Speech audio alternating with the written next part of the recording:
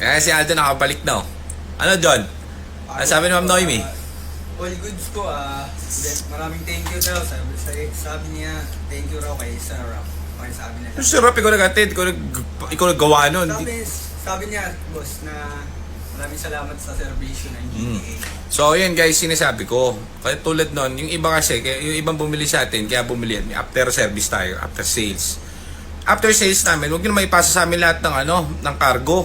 Kaya katulad din ni Ma'am Noemi, oh, ilang months na nabili, parang tagal na, no? 5 months na yata nabili yung pesta niya. So, kaya namin tumulong as much as possible. Walang problema, lagi kayo tatanggapin dito, walang problema. Yun nga, atid sundo pa ni Aljon kasi hindi makapag-drive yung tao yung may-ari. Di ba, John? Oh, so, kano ginastos ni Ma'am? Magkano yung TCM na pinalitan natin? 4.5 lang po. Hindi, yung original price sa invoice. 35. 4.5 lang yung, ano binayaran? 4.5 lang po ang siningil natin. Labor. O, di ba? Hindi naman, ibig sabihin, wala pa akong kliyente na gumastos ng yung kumbaga, pera dun sa biniling unit sa amin, may naisip na ba? Isa pa lang, yung sa 1,000 bineta na isa pa lang, yung si Sir, yung si Purple. Opo. Yung tumagas ng langis, yung ginastos nung parang 40. Pero ano yun gamit yung unit niya parang 8 months na. Tagal na yun, boss. 8 months na. So, ang problema rin, hindi nagpapa-PMS masyado si Sir So, tumagas yung langis niya doon, tapos nagkaroon ng leak, kinalawang yung shift part niya. Pero bago shift part ng bago release, 8 months ago.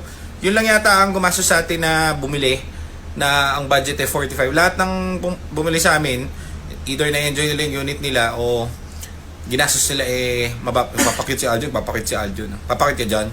Okay lang, goods lang. Okay lang, goods lang.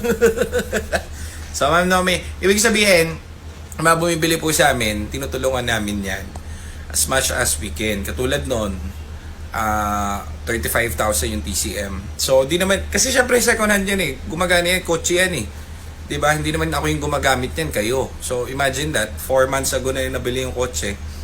Ang problem nun, John, nalobat yun, di ba? Opo, lobat lang. Kaya, nung nalobat yun, nagka-problem yung TCM, nag-shorted.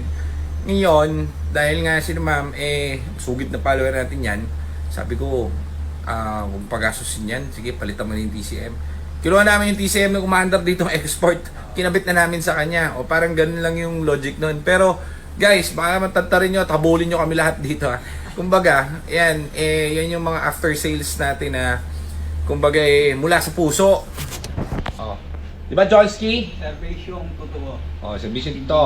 Bibiyahe kasi sila bukas meron silang family member na na kailangan mag-hospital So, kailangan nilang mag-kotse. So, ayan, may Noemi, sana okay na yung kotse nyo at si Aljon ay pagod na pagod, hapong-hapo at parang gusto kong kagatin sa liig ni Aljon.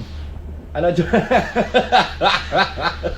Talaga, malayo ng Santa Rosa. Punta sa Santa Rosa, Laguna yan.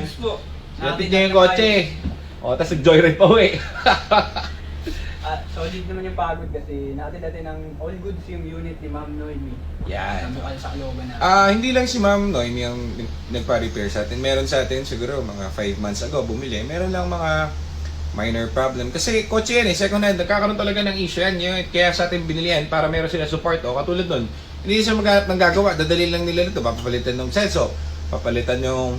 wala kasi tayong nabentahan na na major problem pa lang no? Wala po.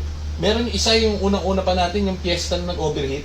Yun lang po. Yung in-overhaul yung Parang yun Kasi ako, anis ako sa inyo, kinukwento ko kasi nanonood din yung mga yan sila.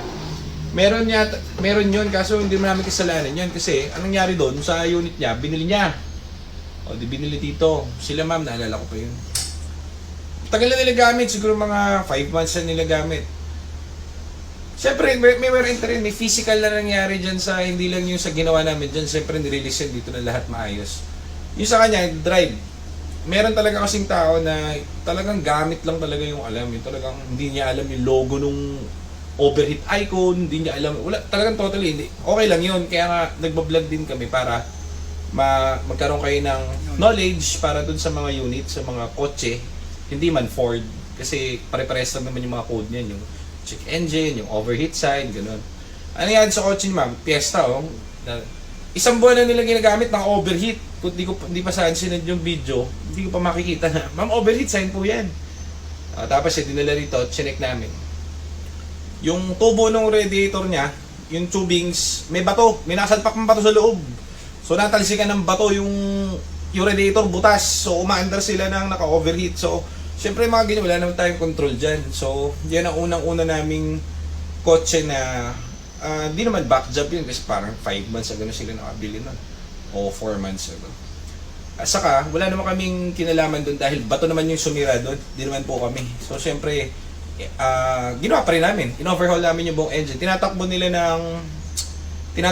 ng kumbaga yung tibay nga nun eh. 'Di ba? Isipin mo isang buwan nila gamit, umaandar ng tubig. Doon lang kasi sila sa village nila. Paliw kanina sa pao, laki sugat ko. Nakaano ako ng katabig ako ng trani doon, oh. Dilim kasi. John, problema to John, oh. John, ang gagawin natin dito? Ano yan, magamot natin, boss. Saan malayo?